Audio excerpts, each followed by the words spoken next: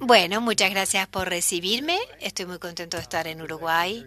De hecho, fue un vuelo difícil. Todos los vuelos, todos los tramos se atrasaron y así que con suerte llegué. Les quiero contar un poco de mí mismo. Me llamo Mike Abiesi. Trabajo en Boulder, Colorado, para una consultora que se llama Cookleft. Cookleft construye aplicaciones para móviles, en web, y también tenemos oficinas en Oregón y en San Francisco. Y he estado haciendo esto, he estado trabajando en consultoría desde hace ya 10 años y desarrollando software más de 15 años. Hoy voy a estar hablando de cómo construir dominios complejos en Rails. Es uno de los puntos más problemáticos para mis clientes. Cuando uno va haciendo crecer un modelo y empieza a crecer cada vez más, si uno no coloca las cosas bien en orden, se empieza a salirse de control y se hace difícil. Esta charla se basa en un libro que se llama Domain Driven Design de Eric Evans. La manera como lo pone Eric Evans, es decir, DDD es un enfoque en desarrollándose en la complejidad. Es decir, uno siempre está preocupado de cómo manejar el dominio. ¿Quién conoce el diseño impulsado por el dominio? Bueno, más o menos la mitad, un 20, 30%.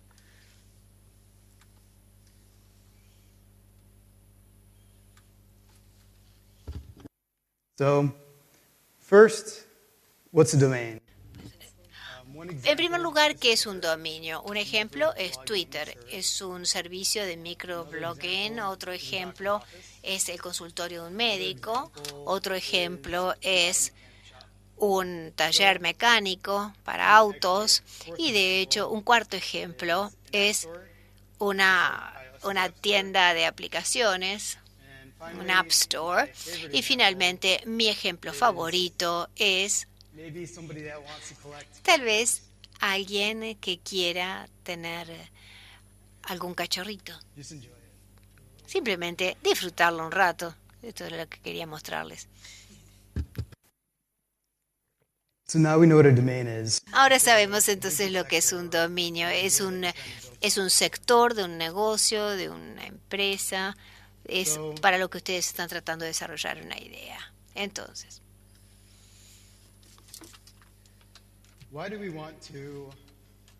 ¿por qué nos puede importar el diseño impulsado por el dominio? Simplemente porque los software se hacen complejos rápido. Entonces, si ustedes están trabajando con Rails, tal vez ustedes empiecen con unos pocos modelos y es bastante sencillo, y luego le empiezan a agregar más modelos y tal vez ya terminan con 12 y después se agregan otro miembro al equipo y ahora otro, entonces ahora ya tienen 50 modelos y después de 6 meses tienen 100 modelos.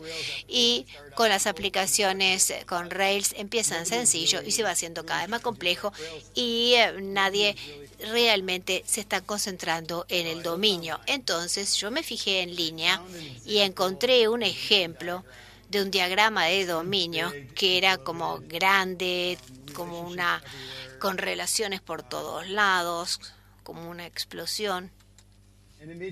Y tal vez uno pueda pensar,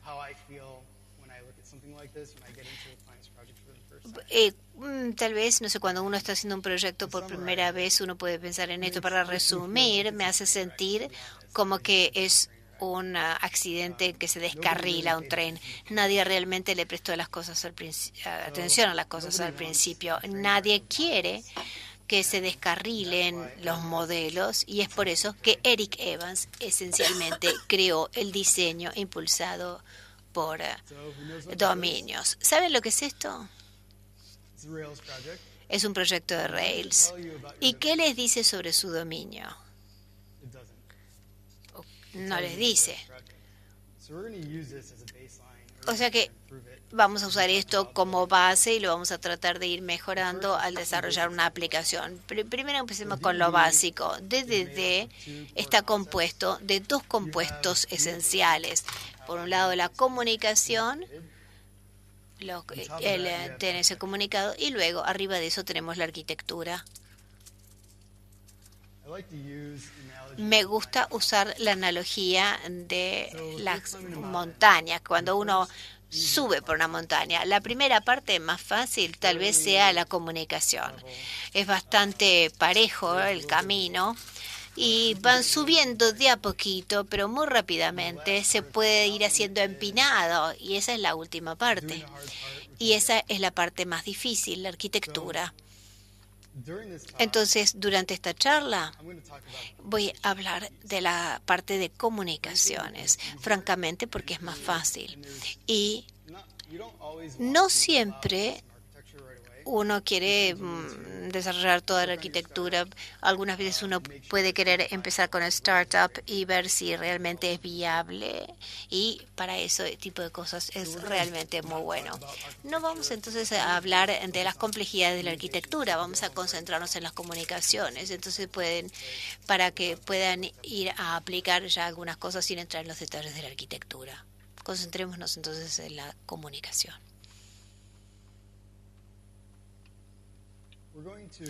Vamos a utilizar un ejemplo cuando hablemos de este dominio. El App Store, vamos a usar la tienda de aplicaciones.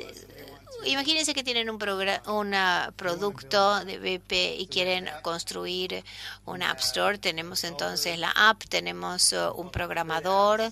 El programador crea apps que tienen diferentes versiones. Las versiones tienen varios screenshots asociados. Entonces, en el App Store ustedes van a ver los screenshots y los números de 1 a la NL. Un programador puede tener un número de aplicaciones y que a su vez pueden tener varias versiones, y después tenemos un cliente. Los clientes pueden utilizar esas apps y pueden instalar versiones diferentes. Y finalmente los clientes pueden dejar comentarios sobre cada versión. Entonces nosotros armamos esto de una reunión con el BP y hicimos una tormenta de ideas en lo que sería el dominio.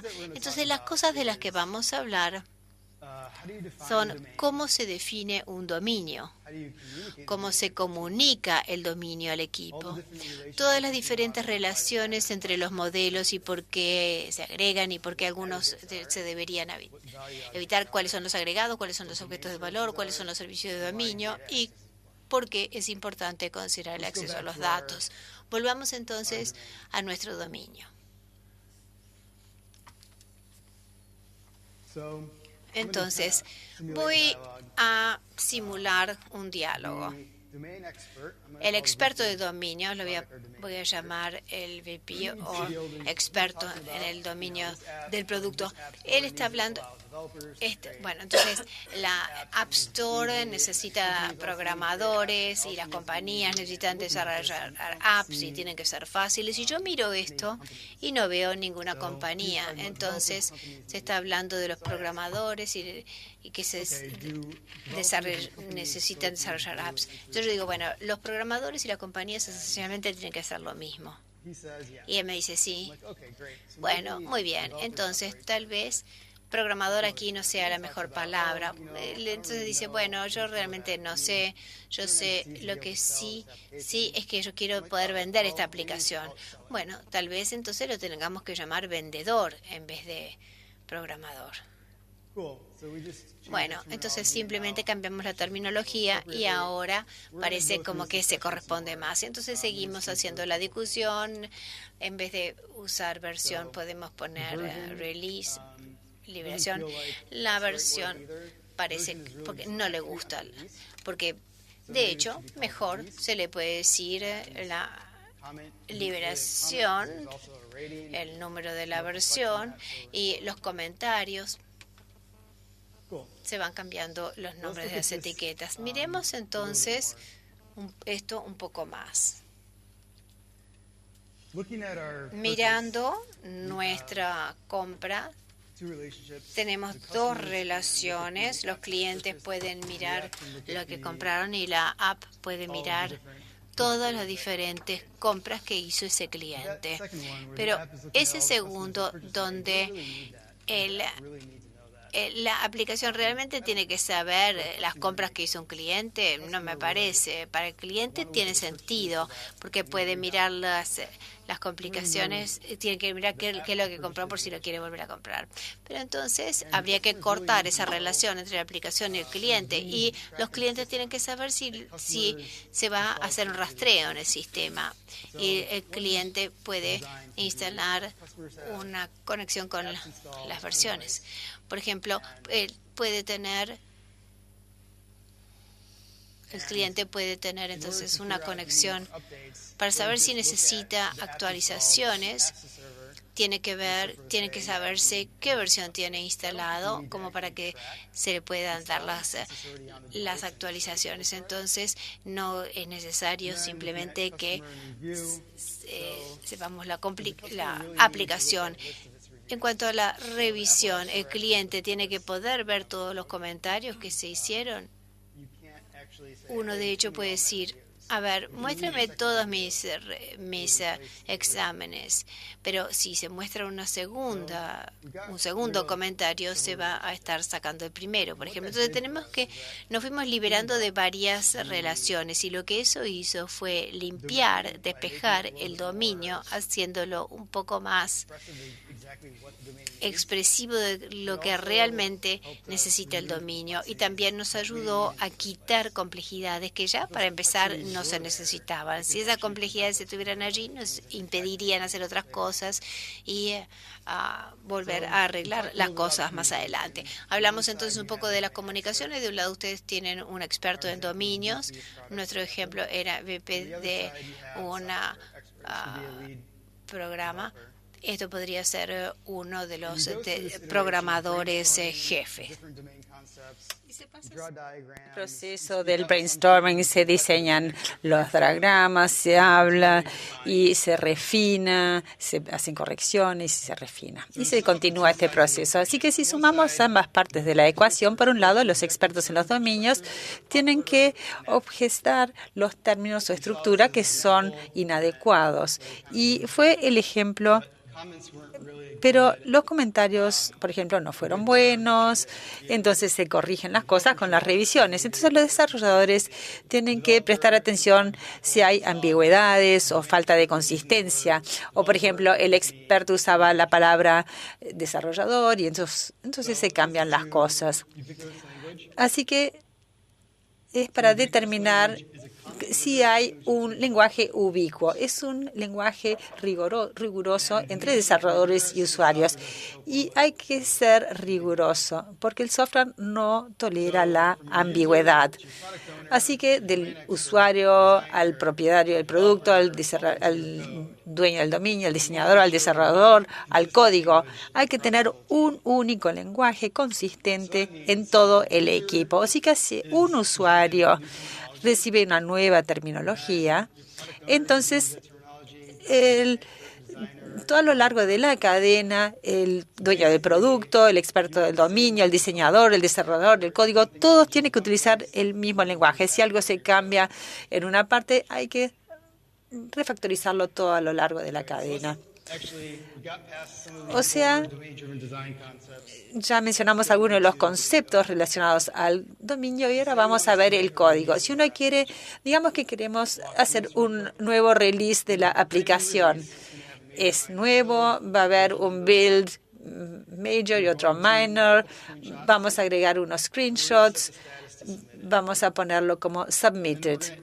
Y luego agregamos este release a las releases de la aplicación. Esto es algo bastante típico al código Rails, con el cual todos están familiarizados. Pero a veces está todo como desparramado. Entonces, ¿cómo se puede hacer esto mejor, de otra manera? Este es un ejemplo. Podemos tomar toda la lógica y la ponemos en el método submit release. Y si observaron bien, el número de versión está en un formato muy familiar. Es muy terso comparado con lo que teníamos en el ejemplo de arriba. Y los screenshots también son más tersos. Así que estamos describiendo un comportamiento del dominio con este método y también estamos haciendo que sea más comprensible a primera golpe de vista. Simplifica la interacción con los otros desarrolladores que tienen que interactuar con este objeto del dominio y también maneja las complejidades acerca de cómo se construyen todos los objetos y se unen unos con otros. Así que estamos empezando a construir un aggregate.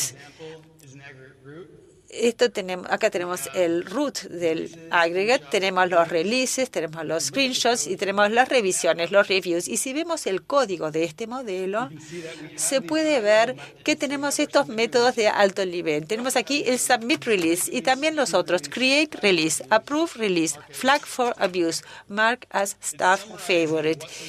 Y si uno resume lo que es importante para la aplicación, es permitir que esa aplicación organice todas las complejidades que contiene y que se mantengan alejados que tiene el User Domain Object y que no se preocupe de los demás detalles.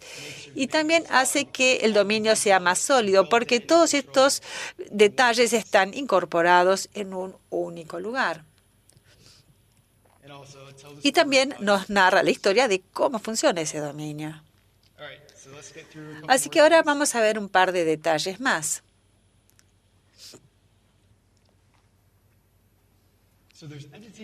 Tenemos entidades y objetos de valor. Por defecto, todos en Rails crean entidades. Una entidad, un entity, describe una cosa y el valor se corrige. La entity, la entidad es una cosa, el valor describe la cosa. Así que un ejemplo. En nuestro dominio, customer, cliente, es una entidad y name, nombre, es un objeto de valor, un value object. Así que el entity tiene un ciclo de vida, puede cambiar de estado y es independiente de los atributos. O sea, un cliente puede estar activo y luego desactivado. O sea, tiene un ciclo de vida. Y también eso representa un cambio en el estado y también es único y es independiente de atributos. Yo soy Mike Aviesi, tengo un primo más pequeño que se llama Mike Aviesi. Los dos tenemos los mismos nombres, pero seguimos siendo personas únicas. Entonces, el sistema tiene que tener identificadores únicos para ver que si los atributos son iguales, se pueden distinguir uno de otro. Así que esa es la premisa de una entidad. El objeto de valor, el value object, es inmutable, no hace referencia a nada y más que nada evita las complejidades de diseños. Y la misma forma que un string es un objeto de valor, se puede asignar a alguna otra entidad en el dominio, pero de hecho no tiene comportamientos a menos que sea solo si es parte de distintos strings. Así que hay que distinguir cuál es un objeto de valor, un value object de una entidad. Entonces, con esto logramos que los dominios sean más sencillos y menos rígidos. Así que acá tenemos el modelo. ¿Cuál es el entity y cuál es el value object? Todas las raíces son entidades por defecto. El release también es una entidad. Pasa por la etapa de submitted y luego la de aprobación y luego al release. El screenshot es un objeto de valor, un value object, hay 6. Un screenshot, si se incorpora a un archivo y se incluye con otro screenshot, es otro archivo. No importa, son intercambiables y no afecta a nada. Sencillamente son valores que describen al release. Y el review, la revisión, es un objeto de valor. Los clientes dejan sus comentarios, agregan información y ese review no cambia. Si quiere crear un nuevo review, una nueva revisión, se borra la anterior y se agrega la nueva. Así que vamos a ver algunos ejemplos de los value objects, de los objetos de valor. Usamos screenshot como nuestro ejemplo.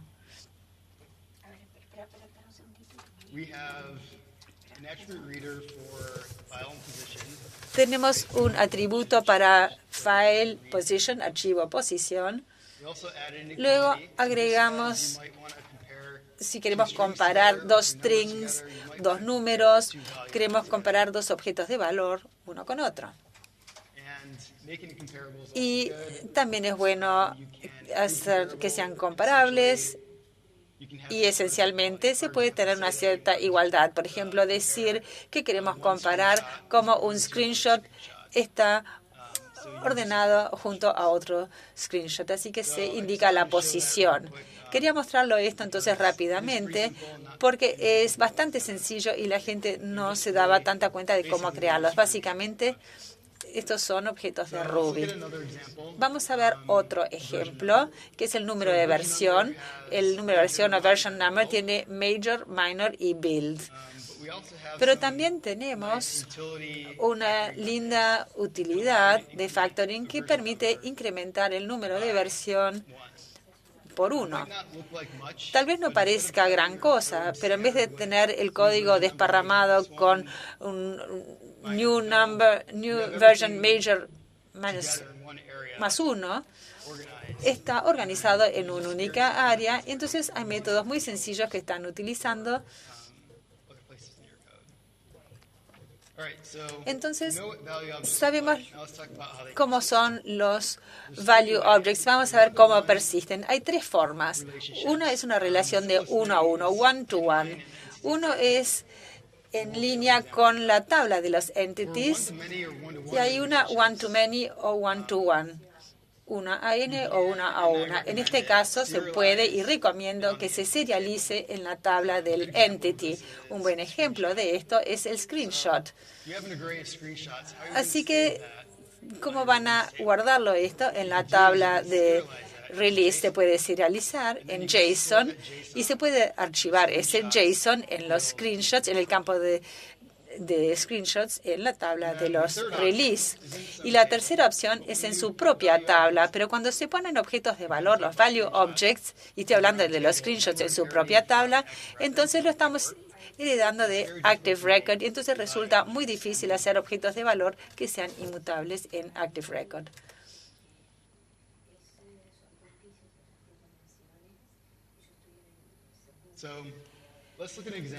Veamos un ejemplo de cómo archivarlo, un objeto de valor en línea con la tabla de entity. Es muy sencillo, se hace una traslación muy sencilla. Hay un método de asignación, el número de versión, version number, major, version minor y version build. Entonces se asigna esto al valor, al version number object. En el reader, en el lector del version number, están construyendo uno nuevo. Entonces también tienen los números de major, minor y build de la tabla de release. También se puede hacer esto con el Web Composer en Rails y facilita lo mismo, pero se hace más fácil. Esto es fácil y seguro de usar. Y tiene mappings, mapeos. Si tienen la tabla de release, tiene estos tres atributos, el version number, major, version number, minor, version number, build. Y queremos mapearlo al version number object, también con los métodos major, minor y object. Así que eso resume lo que es el objeto de valor. Una de las partes más interesantes de DDD son los servicios. Vamos a ver un ejemplo de un gift in app, o sea, regalar una aplicación. Tengo que hacer dos cosas. O el sistema tiene que hacer dos cosas. Tiene que cobrar al que hace el regalo por esa compra y luego tiene que asignar los derechos de uso a la persona que recibe ese regalo. ese gift. Entonces tenemos que tener algo para facilitar esta transacción, porque tanto el que regala y el que es regalado son clientes y no tendrían que saber uno de otro.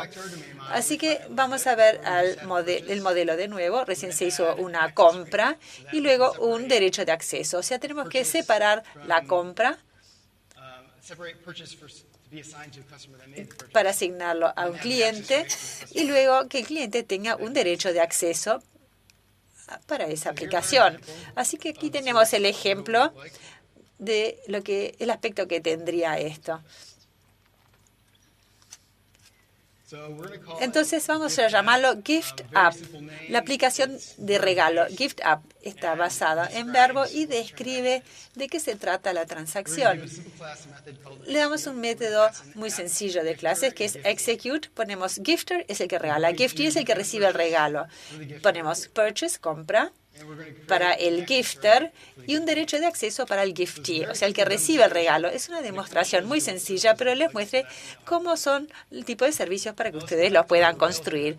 Ahora vamos a la aplicación de Rails. ¿Qué es lo que vemos? Podemos crear una carpeta de servicios, de un archivo, que tiene todos estos: Create App, Gift App, Refund, Purchase en Ruby. Y lo que estamos haciendo es construir una serie de transacciones que están en nuestro dominio. Y esto comunica todo lo que puede hacer el dominio. Así que si ustedes están haciendo un proyecto por primera vez, pueden ver esto y resulta bastante obvio cuáles son las distintas acciones que están en ese proyecto.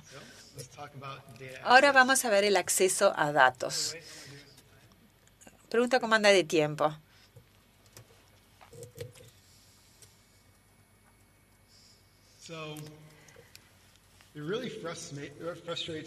Me frustra mucho a veces dónde están las aplicaciones de dónde encontrar la información. No resulta muy obvio dónde están las cosas. Así que en este ejemplo estamos tratando de obtener la app, la aplicación, y estamos tratando de encontrar aplicaciones. Crearon hace menos de una semana y el valor fue de más de 10.000. Ahora, ¿qué significa esto? ¿Por qué estoy entrando y accediendo a estos datos? Así que tengo un código como este. ¿Y qué es lo que pasa? Pasa esto. Sí, es una cabeza de caballo en una persona que sostiene un gato y está sobre un barco. Y la respuesta para esto es muy sencillo. Rails tiene la solución. Usen scopes. En nuestro ejemplo, si se usa scope, tenemos un nombre muy sencillo que dice New and Noteworthy. Sabemos que en nuestra tienda de apps hay aplicaciones que son nuevas y merecen ser notadas, New and Noteworthy. Por eso tiene sentido obtener los datos en nuestro dominio. Así que volvamos a nuestra aplicación otra vez.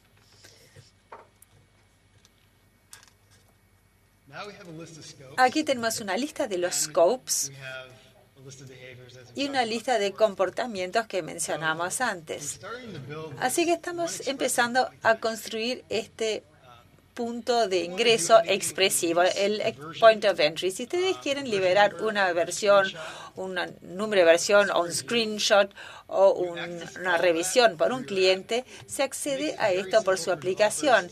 Y es muy sencillo para los desarrolladores interactuar con estos objetos. Muestra todas las cosas que puede ocurrir con una aplicación. Y un punto que es importante destacar es que solo se hace recuperación de las raíces de los aggregates. Nunca se hace directamente la recuperación del release. Tienen que recuperar el aggregate, los aggregate roots, las raíces. Así que nuevamente aquí tenemos el proyecto de Rails. Así que en el modelo podemos representar a los aggregates creando una carpeta, un archivo para cada uno. Tenemos la carpeta de apps y ahí está el app, está la release, está el review, el screenshot y el número de versión, version number. También tenemos a los clientes, a los vendedores, porque también son aggregates agregados. Así que en suma, ¿qué fue lo que aprendimos hoy? Vimos que continuamente tenemos que refinar el dominio con el experto de dominio. Número 2, tenemos que insistir en tener un lenguaje ubicuo para la comunicación fluida entre todos los integrantes del equipo. Hay que limitar las relaciones a la gente del dominio. Queremos crear agregados que expresen los conceptos del dominio y manejan la complejidad. Y 5, creamos objetos de valor para eliminar complejidades innecesarias. Número 6, creamos servicios para expresar transacciones entre los aggregates. 7, expresamos la intención del dominio con un acceso a datos bien definido. Así que este es un proyecto de Rails que no completo. Acabamos con esto, que describe exactamente cómo funciona el dominio, cuándo son los puntos de ingreso, y esto hace que sea mucho más fácil para los nuevos desarrolladores que vienen qué es lo que ocurre. Así que algunas recomendaciones. No permiten que la base de datos diverja mucho de su modelo de dominio. Tal vez haya diferencias. Por ejemplo, no tenemos una tabla de screenshots, lo serializamos y lo incorporamos a la tabla del release, y eso es bueno porque queremos que sea un objeto de valor. Pero no queremos llegar al punto en que lo hacemos con tanta frecuencia y tan distinto porque se vuelve confuso. No traten de construir y mantener un enorme diagrama de su dominio. Es muy difícil mantener eso. Se puede pasar, desactualizar. Así que si tienen que hacer un nuevo concepto de dominio, escríbanlo en un pizarrón, y lo importante es que todo está en el código. Hay que separar la lógica del dominio de la lógica de la vista. Y también verifiquen el Gem Fig Leaf. Pueden usarlo para privatizar algunos métodos de Active Record y los modelos. O sea, si quieren que la where clause sea privada, entonces nadie puede usar la cláusula de where. Y entonces ustedes tienen que usar el scope para especificar el acceso a los datos. Así que eso era todo. Muchas gracias, y voy a poner estas diapositivas en mi sitio web. Muchas gracias por escucharme, lo valoro mucho. Y estas son mis direcciones de Twitter, mi sitio web. Y muchas gracias a Quickleft por traerme acá, y también quiero mencionar a Virtual Genius porque es uno de los dominios. ¿Alguna pregunta?